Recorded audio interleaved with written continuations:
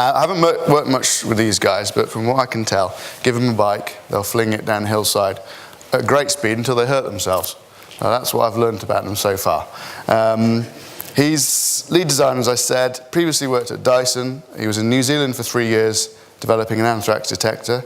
And then back in the UK, he designed the Beehive, which is the Bee House, which was an award-winning product. And then 5 years on aircraft seats before joining Robot Bikes. So quite some variety there. Over to Rob. Thanks very much.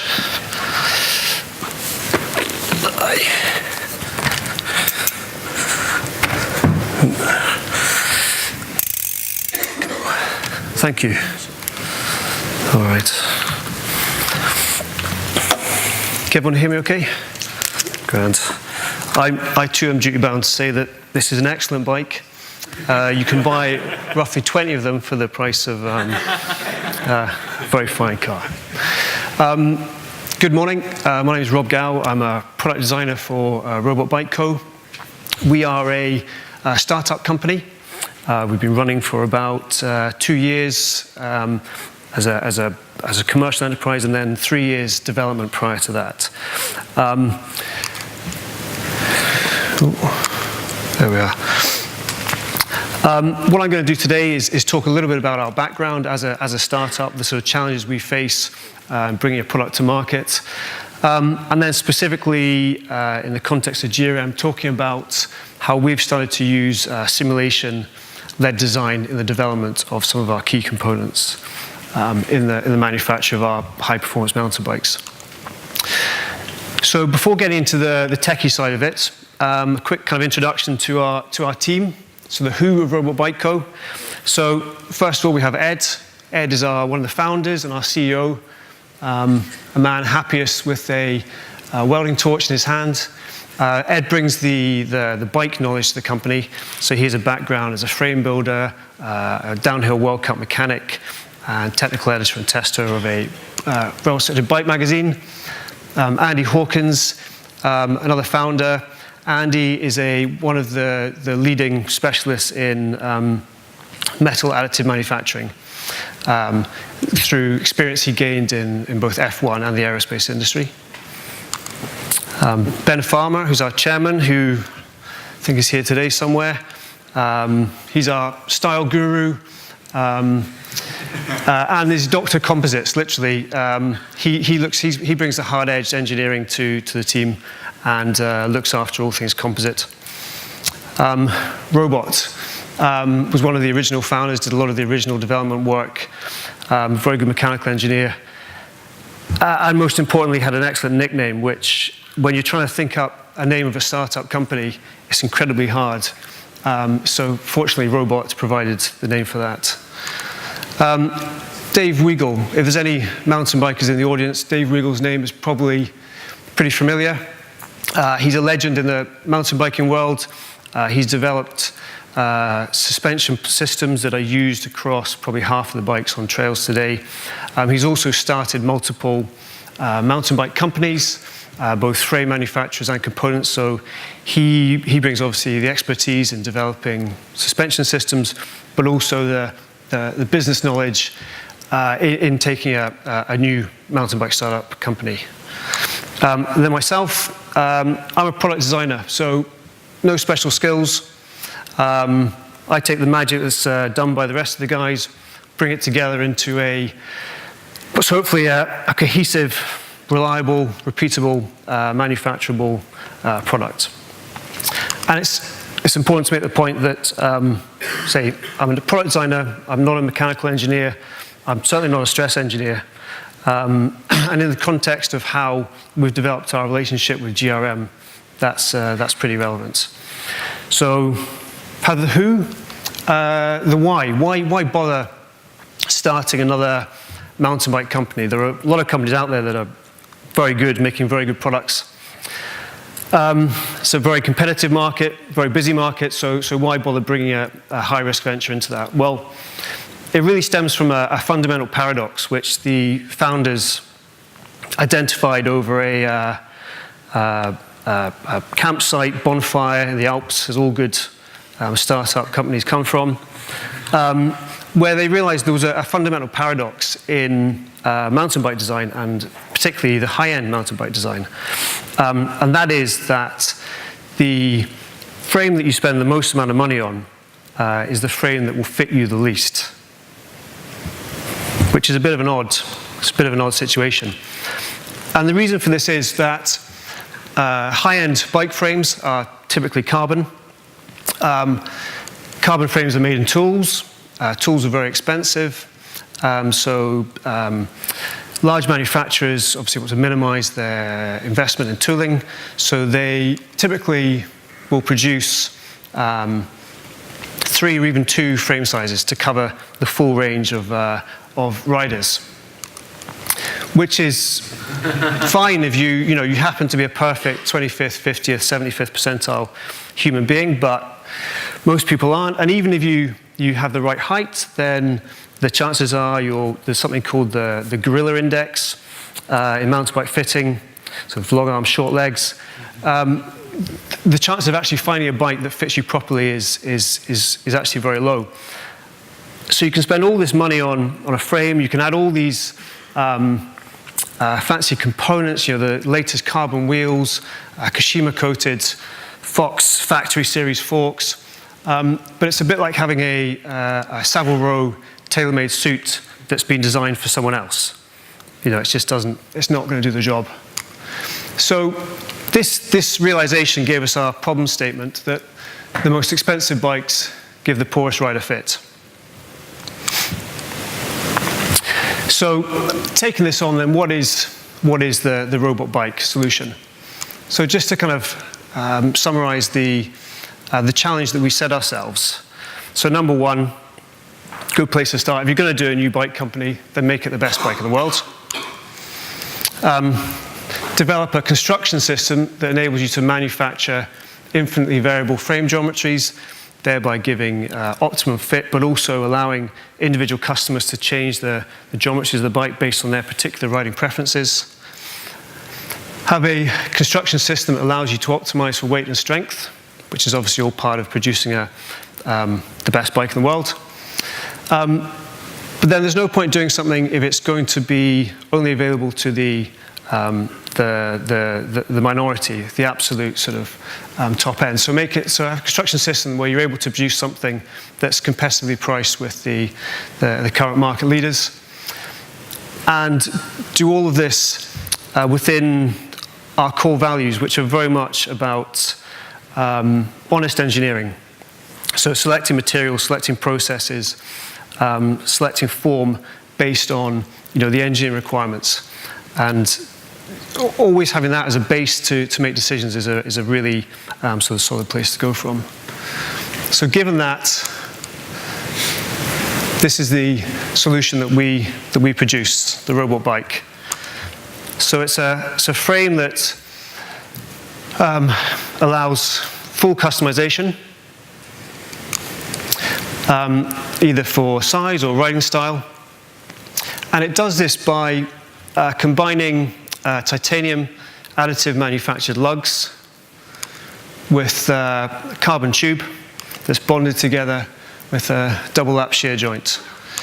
The use of additive manufacturing allows us to highly optimize the lug parts, which in turn means that we're able to produce a frame that is incredibly strong and light and effective in the chosen environment. So that's the sort of technical side of what the robot bike product is. The flip side of that is to how the customer sees the product. So I say this bike here today is the R130. It's our second bike. It's a 130 mil travel bike that's classed as a aggressive trail bike, which in itself brings some interesting challenges. There's some quite sort of deep paradoxes in that this is a bike that literally is a do-everything. It has to be able to pedal efficiently and be light enough to ride for miles at a time across varied terrain, but at the same time be strong enough and stable enough to descend high speed, giving confidence and obviously absorbing all the high impacts and fatigues that come with that kind of use. So again, a very sort of challenging engineering problem. So in terms of how this is achieved, it's a good time to talk about some of the partners that have helped in the development of Robot Bike. Because as a startup, it's one thing to have a great idea, but to get it moving actually to the point where you have a product on the market is incredibly challenging. So Renishaw, I'm sure a lot of you, well, probably all of you are familiar with, obviously known for precision measurement equipment, medical devices. They've moved heavily into additive manufacturing recently. They manufacture our lugs for us. Haita are a company that work alongside Renishaw. They act as the kind of interface between a customer that's looking to incorporate additive manufacturing. They have a lot of expertise in how to design parts for AM. And then finally, GRM, that were the sort of the final piece of the puzzle. That really, it's one thing to have this amazing technology that allows you to produce incredible geometries, but if you don't know what your geometries you're making, then obviously that's only so effective. So GRM have really introduced us to what we can do with topology optimization to make the most of this amazing manufacturing process. So now we're going to talk just a couple of sort of case studies. The first project that we did with GRM was around the rocker part, which is actually a machined component. It's machined rather than being made from AM because it's a common part that's used across, so regardless of frame size, the geometry is consistent. So again, making decisions based on the needs of the part rather than any sort of glorious idea that this is going to be an additive manufactured product, therefore we do that blindly. And the big challenge with this part was we had to shed, this is the R160, which is our original product. In developing the R130, the main challenge was we had to lose 300 grams from the frame weight, which is around 12%. And a good place to start was the rocker, because we knew it was a part that hadn't been developed in a particularly scientific way, and it was a low-hanging fruit. So obviously, first stage in optimization, identify your load cases. We have a number of load cases which have been developed through a series of on-track testing to try and simulate the various situations a bike sees in use. But for the rocker, there were two load cases that we wanted to use to really drive the design. So the first one is all about preventing the part from failing, which might seem like an obvious thing, but it's different to the other load case. This is basically a situation where a rider is stood on the bike, sit in the upright position with their weight off the saddle. They land a jump or a drop, or they hit an obstacle at high speed. The rear wheel is moved up, the suspension effectively bottoms out, and the frame is momentarily rigid, and that force is then translated through the rocker into the shock absorber. And then the second system is quite different because we're not actually worried about the part failing under this load case. This is all about the feel. There's a real dark art to getting the level of flexibility in a mountain bike frame just right. If a frame is overly stiff, what tends to happen is that in very rough terrain it can be very jittery because there's no compliance side to side. Also in cornering, a big issue is that obviously a bike is leant over. The suspension system is only able to work in the plane of the bike, so any rough terrain that's encountered there will cause the bike to lose traction. So the issue with this second load case was actually we had no sort of scientific numbers to work to, but we knew that the existing predecessor, the R160, felt fantastic. So if it ain't broke, don't fix it. We just wanted to match the torsional stiffness of that part. So we had a part to start with as a starting point. Say very little optimization work done on this part. Weighed around 190 grams. It was right on the limit of its material properties, which we had gone ahead. We were aware of this. We went ahead because we knew that the load cases were incredibly aggressive. but obviously something that we wanted to address. But from an optimization standpoint, a lot of blue, which is a product designer being able to put things down to a basic level. Blue's bad, unstressed material, lots of inefficient material. So that was a key thing to address. And likewise for the other load case, looking at torsional stiffness, again, no concerns about failing, but again, a lot of blue material. So having identified our load cases, next job is to define the design space that we wanted to work within. In this case, the linkage is part of the rocker is part of a linkage system, so we had a number of bearing mounts, which were fixed positions, and then we had to fit around the rest of the frame. So we had a top tube, seat tube, and shock absorber to give clearance to.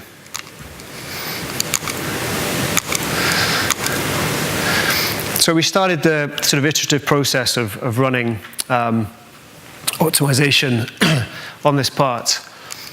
And this was using TrueForm, I should point out, in SolidWorks. One of the facilities TrueForm has is to set different weight targets. Now, we didn't have a particular weight target we were looking to hit. We simply wanted to get the part as light as we could. So in running the simulation at ever-decreasing weight targets, we were able to really understand where material was adding value and where it wasn't. Because as we learned, the process of taking this and turning it into a manufacturable part is all about interpretation. You're never going to create an exact replica of the geometry that's thrown out for you. So we did this for the two different load cases, and obviously very different results. For the different types of situations the part's been put under.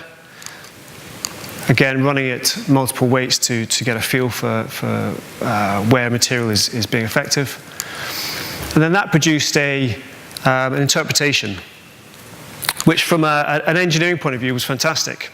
FEA analysis showed it performed very well, but from an industrial design point of view, it was ugly. And in a high-end mountain bike, as much as you'd like to think this is all pure, form follows function, actually form is a function, and therefore that's something that had to be satisfied. So we revisited the design space, we identified that had to lighten up the part across the top, create this curved surface to interface the part to the rest of the geometry, and went through this process again. Which ultimately led to a final interpretation. You're never quite there. We then went into discussion with the chosen manufacturer.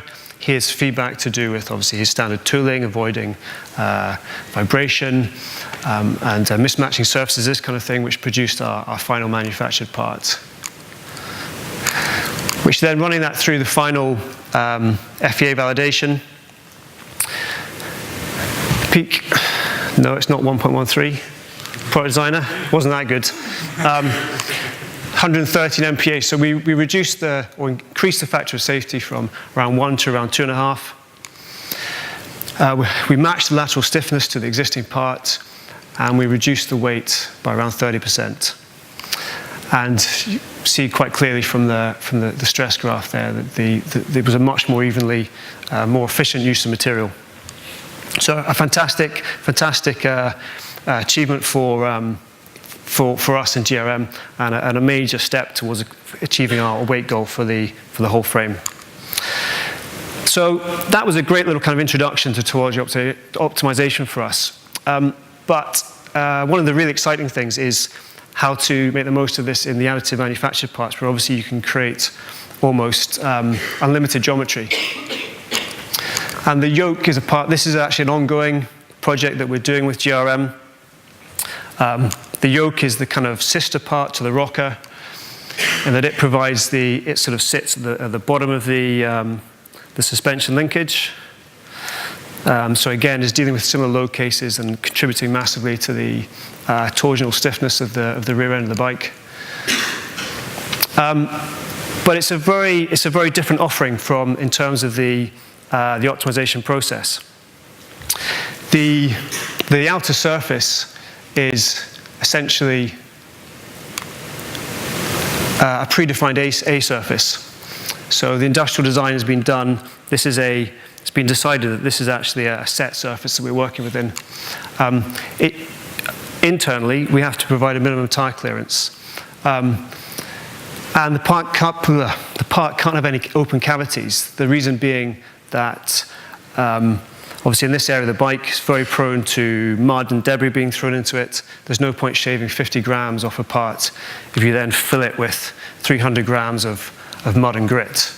So the constraints are much tighter, which then basically means that the variables you're working with are wall thickness and internal rib structures, which obviously is something you simply couldn't do with cast part or a machine part or whatever. So that's one of the really exciting elements of the AM allows us.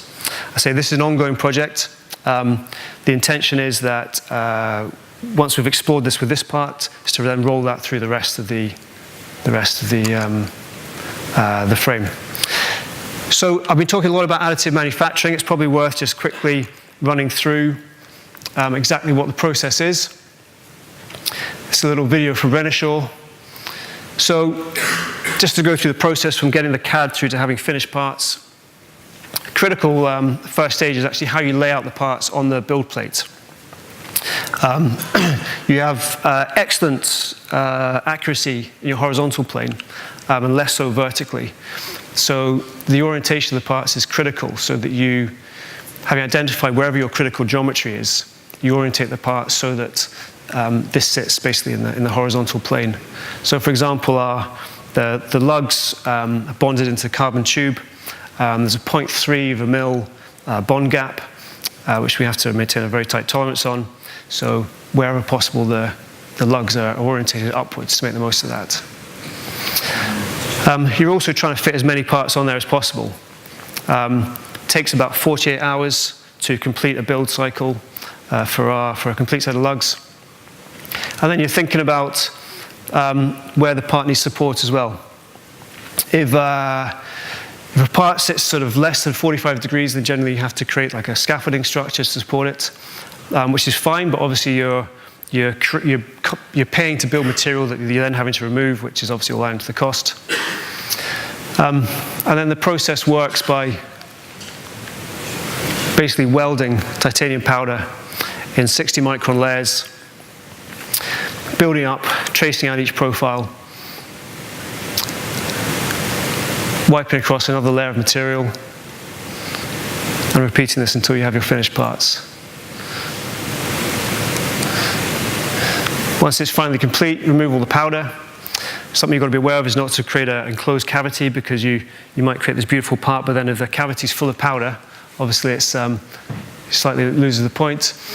And then finally the parts are heat treated to relieve any internal stresses and to increase the ductility of the titanium to improve fatigue life. And then any critical features such as bearing fits, threads are machined in as a secondary process. So obviously any robustly designed product has to be tested. Sorry. That's part of the EN test, which we're not actually we're not legally obliged to do, but because we're a custom frame builder, but something that we felt was important. Most manufacturers, there's 5 tests. Most manufacturers use 1 frame for each test to obviously maximize their chance of passing the test. As a startup, we couldn't afford 5 frames, so we had to put 1 frame through every test, and it passed, and it's still being ridden today. But then there's nothing quite like throwing a bike around the woods to really find if it works or not, which is what we spend the rest of our time doing. So that is that's our sort of story. The final thing is just to show you the R130, our new bike, in its natural environment.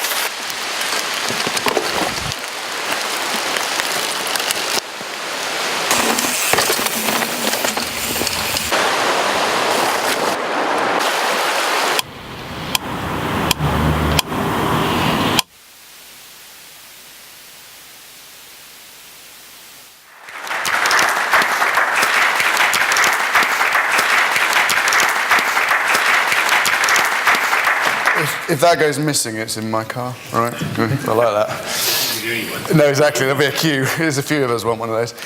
Any questions for Rob from the audience? Sean. Fantastic presentation, really interesting. Would you care to comment on how you obtain your customer requirements? What's the process of making sure the customer gets what they want? Yeah, that's an excellent question. It's something that we're learning about as a company, because one of the conflicts we have is that we do direct sales only because there's not enough margin to have a retailer distributor. So we have essentially a low-end sales channel for direct sales to the internet for a very high-end product, which is obviously something that's a challenge. So the way the customer introduction works is that we have on the website there is an interface where you fill in your sort of key dimensions. That then goes into our geometry algorithm, which spits out our recommended geometry. Typically what then happens is months of painful telephone conversations because we've realized the anxiety of actually having millimeter and half degree control over your bike frame is huge. The stress that people are worried about getting it wrong. So there's then a process where we start discussion, ideally get them in. We've got a series of frame sizes, we get them to ride, and speak to them about their riding style. That's one of the big things where Ed, who's our CEO, he's lived and breathed mountain biking from a technical and from a user standpoint for years. He works with them to help them develop what they want and give them that reassurance that they're not wasting their money. But yeah, it's very much about creating that personal relationship and that engagement, but it takes months. So it's typically around a year from the first finding the company to making the sale. Thanks. Anybody else out there? Marcus. Do some of your customers, once you build that relationship, they buy multiple bikes from you for all their different things they want to do? Yeah, no, there's one guy who's even bought exactly the same bike twice because he loves it so much.